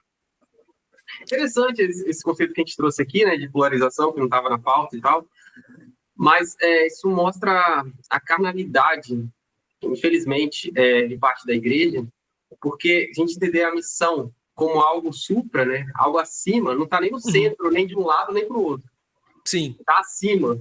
Então, quando a gente está nessa polarização, seja qual for a posição do eixo, a gente está fora do plano, né? A gente não está com a visão para a missão, né? A gente está numa visão terrena mesmo, e a gente se envolve em muitos problemas, né? E a gente não traz a salvação, a gente não traz a redenção, a gente não traz as boas novas, e a gente acaba, infelizmente, falando de forma ampla mesmo, né? A igreja acaba abraçando algumas causas e se corrompe. Não é sobre você, é sobre aquilo que Deus está fazendo. Por isso que eu vejo muitos missionários, e antigamente era muito assim, né? Homens e mulheres de Deus que iam para lugares, assim, hoje tem histórias, né? Tem uma moça aqui mesmo, que foi para dentro do Amazonas, bem para o interior, não tinha língua, dificuldade e tudo mais, e foi para dentro daquele local para poder falar do evangelho. Mas, de novo, o parâmetro mudou, e isso faz com que a gente entenda a polarização de forma também muito problemática. Porque hoje, dentro da nossa questão constitucional brasileira, né, a gente vai ter a questão da esquerda, da direita. E, cara, a gente vai ter muitas problemáticas em relação a isso. Mas Deus está também fazendo com que nós nos lembremos que essas pessoas precisam, né, seja elas opositoras, precisam escutar sobre quem Deus é. Mas não, porque não dá, porque... E a gente faz o papel de Jonas, chegando na árvore falando assim, quando Deus tira dele aquela como fala, aquela árvore que foi criada por ele, você fala, e Deus pergunta para ele, você tem mais piedade, misericórdia dessa árvore que nem você plantou, nem você colheu, nem você fez nada, do que do povo que eu quero trazer arrependimento, do que eu quero salvar. Então isso acontece no coração nosso, porque nós somos assim, nós somos Jonas. Olhamos para o outro, acusamos as problemáticas do outro e falamos, ali não merece salvação. E aí o evangelismo se torna algo muito pesado, né? Não, então é para falar, e aí o que conta a narrativa bíblica é que a cidade ela demorava 3 dias para pregar, né, para andar por ela. Jonas levou 1 dia. Provavelmente ele falou muito rápido. Não quero que essa galera se arrependa. Então, essa é a questão do nosso eu. Jonas só é um demonstrativo de quem nós somos. Eu achei uma história muito interessante para nós nos lembrar de que temos a capacidade de olhar para o outro e falar assim, quero que se exploda. Quero que você viva bem. Eu acho que é muito disso. Cara, a gente tem discutido, de novo, né, de forma ampla. A gente fala a igreja como um todo, até de forma ingênua, né, essa questão de direita e esquerda, abraça mais o candidato do que a ideologia histórica em si, as propostas, a pauta, a agenda desse candidato em si, do que a próprio conceito ideológico histórico, né? Uhum. Mas, cara, assim, se eu pudesse fazer um apelo, assim, se eu pudesse fazer uma missão específica, temática, hoje que eu vejo urgente, é a necessidade da igreja ser fiel, cara, ser a própria igreja, no sentido que a igreja tende a abraçar um candidato e, por exemplo, a hora que aconteceu agora, em relação ao rombo, a corrupção é gigantesca com o Banco Master. Então, você vê igrejas, denominações sendo envolvidas aí, por mais que não esteja ainda confirmado, vários indícios, fortíssimos indícios, que algumas denominações estejam envolvidas nisso. Por outro lado, também acontece, tá? Pro lado da esquerda, você vê a igreja não sendo fiel em algumas pautas, né? No sentido da supersexualização, né, da questão mesmo que a Bíblia não legitima, né, a questão da sexualização que a Bíblia não legitima. Então, cara, fidelidade, eu acho que a igreja precisa muito levantar essa pauta para si mesmo, assim, esquecer da questão da polarização dos lados e ser igreja, mas para isso precisa entender o que é a missão, o que ela está fazendo aqui, né? A igreja tem que pensar de novo o que é essa igreja, né? Eu vejo, Leandro, um pouco mais assim, a gente esqueceu do que é o evangelho. O evangelho ele se tornou muito superficial, a ponto de desconfigurar algumas coisas primordiais, que é sobre essa transformação que o próprio Cristo faz em nós. Então, quando a gente vai lendo a Bíblia, né? Hoje eu estava tendo meu tempo de devocional com minha esposa, em Efésios vai descrever uma questão muito clara, né? Foi pela graça que sois salvos mediante a fé. Isso não vem de vocês, é dom de Deus. E agora vocês estão mortos, né, pelos seus pecados. Antes vocês eram inimigos de Deus. Agora participam da família, adotados por Deus. Só que a gente vai percebendo que a questão do evangelho em si, a linha que norteia o evangelho, que é criação, que é de redenção, foi sendo desconfigurado, né? A gente não vai construindo uma narrativa coesa disso tudo. E a gente esquece do termo pecado. E esse é o grande problema nosso. Porque a gente esquece que nós ainda continuamos pecando, somos maus nas nossas ações e muitas vezes. Esquecemos que o outro também passa por esse mesmo processo. Esquecemos que a redenção de Cristo veio para configurar e restaurar a realidade de todas as coisas. E aí nós vamos percebendo que esse certo tipo de envolvimento da infidelidade da igreja está muito voltada na superficialidade que ela tem sobre quem Jesus é, sobre quem nós somos, sobre quem o próximo é. E aí começa a se tornar uma coisa muito sobre quem está certo nessa história. Não é sobre quem está certo, tá todo mundo zoado, tá todo mundo no processo do pecado. E ainda assim, sabendo quem Jesus é, nós nos tornamos muito parecidos com outras pessoas, né, pecadoras assim também. E eu acho que isso é o ponto que faz a gente parar para refletir sobre o equilíbrio, de que nós pecamos contra Deus, nós estamos ainda num caminho de redenção, de santificação, e esse processo é um processo árduo, é um processo que vai demandar escolhas e decisões, que por vezes vai ter que ultrapassar a nossa relação de gosto. Então, eu acho muito interessante a palavra amor, né? De novo, a questão oriental é muito clara sobre isso, que amor não é um sentimento que nós temos sobre algo, mas é uma escolha e decisão que fazemos. E hoje eu tenho provado mais disso com o meu filho, né? O Timóteo está com 1 ano e 5 meses, só que o Timóteo, na caminhada dele ali nos 3 primeiros meses, é um terror, porque você não dorme. De 3 em 3 horas você precisa acordar, porque senão aquele indivíduo que está do teu lado pode morrer. Fala, Jesus Cristo, quanta responsabilidade para alguém que nunca teve uma responsabilidade desse tamanho. Alguém pode morrer. E por amor ao Timóteo, a minha escolha e decisão foi ser feita de acordar de 3 em 3 horas, dar mamar para ele, para que ele pudesse se manter. Então a gente esqueceu muitos termos, e eu acho que o que Jesus fala, né, sobre o coração, a semente que está sendo espalhada, e o coração de pedra, que é aquele coração superficial, que quando a semente cai, ela não consegue fazer raízes. Ela permanece na igreja, ela permanece na estrutura eclesiástica, mas ela não faz parte da igreja.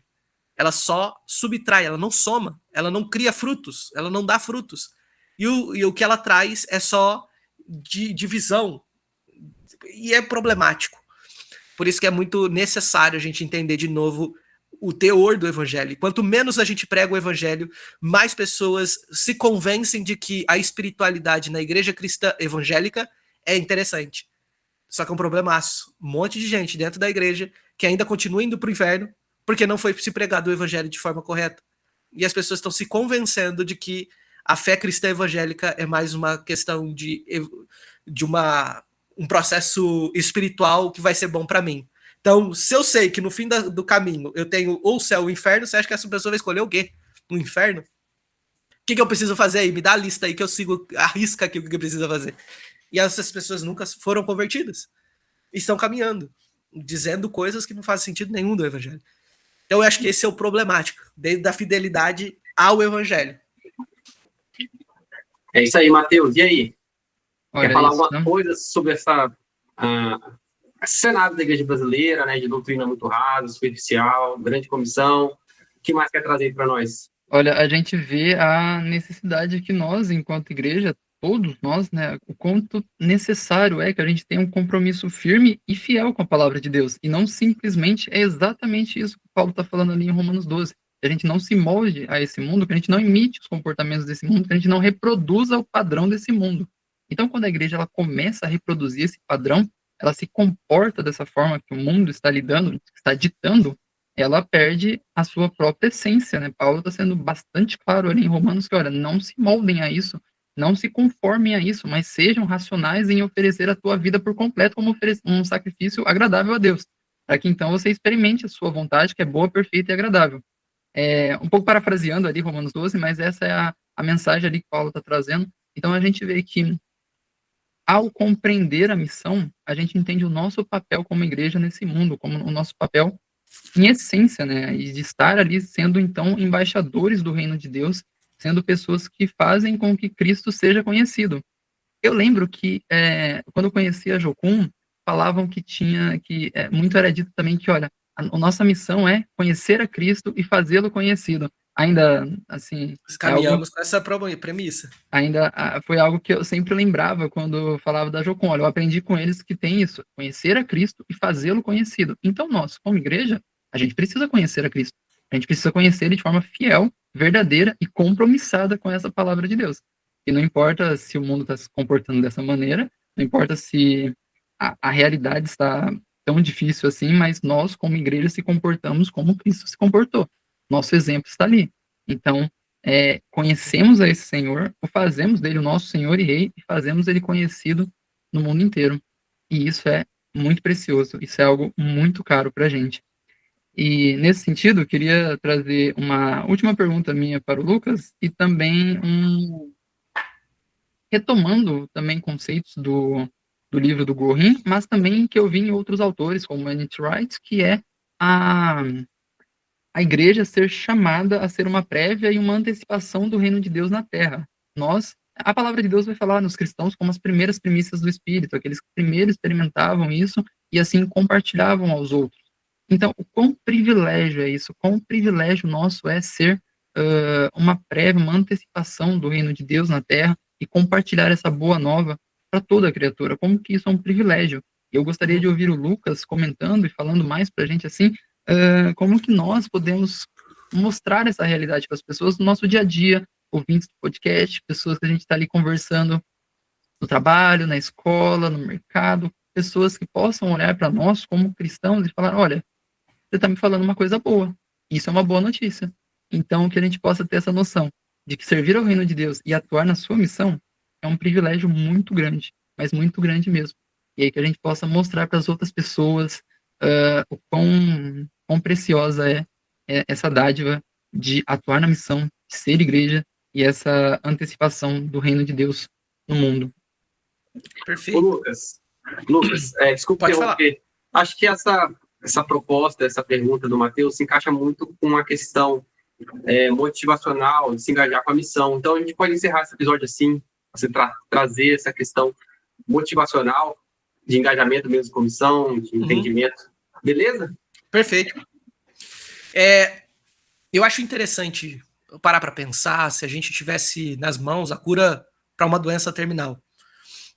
E essa cura, ela fosse colocada e disposta para as pessoas. Só que só você tem. E você tem que chegar até elas, né? Ou você pode deixar quieto e ficar na sua casa, ou você pode sair e oferecer para essas pessoas que têm essa doença terminal. A doença terminal é o pecado na vida das pessoas. E pecado aqui eu não estou dizendo de novo a concentração de atitudes, ações que as pessoas fazem. Todas nós vamos ter movimentos determinados sobre a ideia de pecado. Não estou dizendo também para nós chegarmos dentro de algumas pessoas e condená-las pelo que elas fazem. Estou dizendo que esse é o problema da humanidade, ponto. Não é muito onde a gente vai discorrer. A gente vai ver que é isso. A desigualdade, o problema da depravação, da sexualização, de tudo. Ou seja, o indivíduo se tornou o Deus de si mesmo. E a partir daí, ele não tem referencial de como as coisas elas são. A beleza se perdeu, a verdade se perdeu.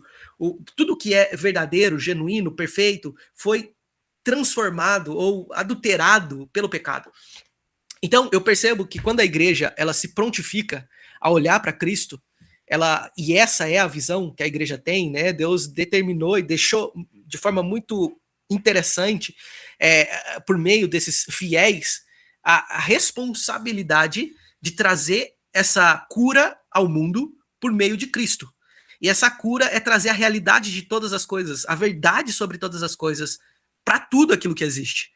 Só que nós cristãos, por vezes, estamos deixando isso de lado, né? Nós não estamos nos comprometendo com essa verdade, porque a fé ela se tornou mais uma questão da minha espiritualidade do que a questão do expansivo do reino de Deus. Porque eu preciso, de novo, esse é o problema. A gente se tornou tão individualista e deixou de ser tão coletivista no processo de expansão do reino de Deus, que a fé ela serve para mim, ela não serve para o outro. Isso é tão nocivo. Não, por que eu vou evangelizar? Né? Por que eu vou falar do amor de Jesus? Porque não, deixa, alguém vai falar. Não, não vai falar. Se você entendeu essa resposta, você tem que responder a ela. Se você entendeu a pergunta que está sendo feita, você vai responder ela. E por que eu falo isso? Por vezes, a gente vai caminhando, né, em lugares periféricos, em lugares, né, com tantos problemas sociais, e quando a gente chega com o mesmo pensamento, eu tenho muita dificuldade para fazer evangelismo. Para você que está me vendo aí, eu estou falando aqui, muito bem, graças a Deus por isso. Mas quando eu chego para conversar com alguém, eu tenho as minhas dificuldades. Primeira dificuldade é por que ela precisa obedecer à minha fé? Por que ela não vai ser salva? Ou por que eu tenho que impor a ela uma forma de pensar a minha religião? Mas aqui eu não estou tratando, e isso eu preciso fazer uma configuração direta no meu coração, na minha mente, que eu não estou falando sobre a minha religião. Eu estou falando sobre a verdade e a realidade de todas as coisas. Se nós cremos que a verdade de Deus está contida na palavra e Deus é real, não existe outros deuses. Porque a palavra de Deus vai demonstrar que Deus é único. Não existe outro céu. Não existe outra ideia sobre a humanidade. Existe uma verdade clara e objetiva. E essa verdade clara e objetiva está contida na Bíblia. E se eu não exponho para essas pessoas que não conhecem a Deus, eu não estou sendo justo com elas. Em que sentido? Eu preciso demonstrar que a realidade não é isso que ela está enxergando. As dores que ela está vendo não é sobre isso. O fim não é nisso. Existe uma esperança, a esperança está em Cristo. E quando a gente conversa sobre essa expressão do reino de Deus na vida dessas pessoas, é o reino de Deus sendo atuante. É a expressão do reino de Deus sendo executada. Imagina as pessoas conseguindo entender que mesmo no dia de sofrimento elas podem ser felizes. Né? E assim como Paulo também descreveu quando está preso, eu sei muito bem passar dificuldade, sei muito bem passar por grandes bonanças. De toda forma, eu sei porque eu tenho Deus. E se eu tenho Deus, eu tenho tudo. E eu acho que isso é a premissa do Salmos 23. O Senhor é meu pastor e nada eu terei falta. Porque se eu tenho um pastor, eu tenho tudo. E essa é a boa notícia. A boa notícia é entregar para as pessoas aquilo que elas não podem comprar. É entregar para as pessoas a verdade daquilo que elas não podem obter, se não for o próprio Deus oferecendo. E a igreja tem essa missão. Se nós negligenciarmos esse papel, né, as pessoas elas vão perder a oportunidade de saber quem é Deus. E para você que está aí nos escutando e tem as suas dificuldades, de novo, eu sei das suas dificuldades, eu sei das minhas dificuldades. Eu trabalho com jovens e adolescentes há uns 10 anos. E eu sei que tem as suas questões debilitativas. Mas quando a gente se compromete com o reino de Deus, se compromete com aquilo que Deus está fazendo, se compromete na fidelidade da verdade, que é o evangelho, que é a palavra do Senhor, e expõe isso, né, se preocupando com o indivíduo, isso é muito importante. Eu nunca chego para a pessoa falando que ela é pecadora, que ela vai para o inferno e tudo mais. Eu pergunto para ela qual é o nome dela e qual é a história dela. E a partir dessa história que ela vai me contando, eu consigo fazer resgates da Bíblia para dentro da história dela, dizendo e lembrando ela o que Deus fala sobre determinado tipo de coisa que ela está trazendo. E eu acho isso muito interessante. Quando eu fui numa faculdade, né, a gente tem aqui a Faculdade Federal do Paraná, na verdade de Maringá, e conheci um rapaz, a gente estava fazendo evangelismo, e esse rapaz trouxe alguns dilemas, e ele falou, cara, eu só não me converto agora porque eu acho que quando eu for crente, eu não posso fazer tudo aquilo que eu quero fazer. Eu falei, olha que interessante. Por que você estabeleceu que aquilo que nós determinamos como errado, você está deixando claro que é errado? E ali eu consegui conversar com ele de forma a dialogar com as suas questões e premissas que são válidas. E a gente esquece disso, que o coração das pessoas, elas estão questionando se existe Deus, e é válido. Ela está questionando se existe amor, e é válido. Por que é válido? Porque elas não têm um referencial. O referencial está em mim. O referencial está aquilo que eu estou trazendo dentro de mim. E eu bem sei disso. Tudo bem. Eu sou sei lá o que, hoje tenho muitas coisas relacionadas a isso, e tá tudo bem. Ah, legal, vamos conversar. Eu sou um ser humano conversando com outro ser humano. E eu gosto daquela ideia do evangelho, né? Que é um mendigo, sabendo onde tem pão, leva outro mendigo a comer esse pão. Essa é a nossa missão. Então, não se desmotive por achar que às vezes você não tem as palavras certas. Por vezes você não vai ter essas palavras certas. Por isso, leia a Bíblia. Faça oração. Eu acho que a musiquinha, lembra, da nossa escola dominical, sempre vai fazer muito sentido. Leia a Bíblia e faça oração se você quiser crescer. E esse faz parte do nosso processo. Porque o que você vai oferecer é o próprio Cristo. Só que para oferecer esse próprio Cristo, seja humano. Converse, pergunte.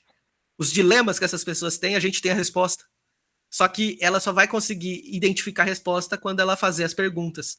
E essas perguntas, elas vão sendo feitas à medida que você vai tendo um relacionamento com essas pessoas. E se a gente não está comprometido com pessoas, a gente não está conseguindo comprometer com a missão. Porque missão, necessariamente, são pessoas. E pessoas são seres humanos. E a gente vai ter que desgastar alguns bons tempos aí com essas pessoas. Conversando, questionando, perguntando, aprendendo e corrigindo. E se o evangelho fizer um efeito real, porque quem converte as pessoas não sou eu, não é o meu bom argumento, mas é o Espírito Santo, aí a gente vai trabalhar o discipulado, que é um outro tipo de problema que a gente vai ter, que é muito mais extenso. Mas esse é o evangelismo. O evangelho sendo anunciado de forma a que eu entendi, me alcançou, e agora eu posso oferecer para você de forma clara, não te querendo convencer disso tudo, mas tendo clareza daquilo que eu estou falando para você. É isso. A verdade sendo exposta, vai doer para algumas pessoas, mas existe só um Deus? Nada a ver. Mas existe, não tem por onde eu fugir. Não tem como eu querer convencer a pessoa de que não, existe outros céus. Não, estou mentindo. Então o evangelho é o que aproxima a pessoa de Cristo e é o que vai afastar a pessoa de Cristo. É o evangelho. Não sei se... Amém, amém. Excelente.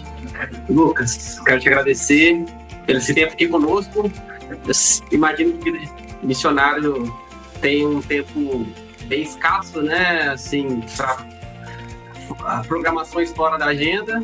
E sim, temos bastante. Você viaja, você tem às vezes pouco tempo para ficar em casa e tem filho pequeno, então eu te agradeço demais por isso. Matheus, obrigado mais uma vez. Galera, siga aí o podcast, acompanhe nosso canal, por favor. E esse ano a gente vai trazer mais missionários aqui.